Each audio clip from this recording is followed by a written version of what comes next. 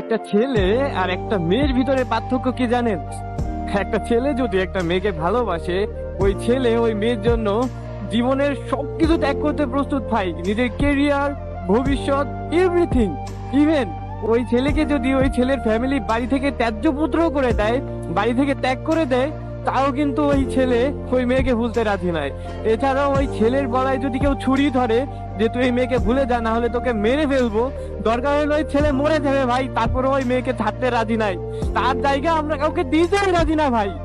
কিন্তু একটা মেয়ের বিষয়টা না ভাই, সম্পূর্ণ ভিন্ন। একটা মেয়ে একটা ছেলেকে যতই ভালোবাসুক না কেন, যতই কেয়ার করুক না কেন, তার ফ্যামিলি যদি তাকে একটু বোঝায়, তার ফ্যামিলি যদি তাকে একটু প্রেশার ক্রিয়েট করে, দেন সে যেভাবে হোক ফ্যামিলির দোহাই দিয়ে হলেও ওই ছেলেটাকে ছেড়ে দেয়।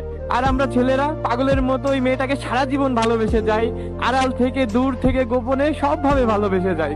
একটা পর্যায়ে গিয়ে ওই মেয়েটার বিয়ে হয়ে যায়, আমরা ছেলেরা তখন পাগল হয়ে যাই।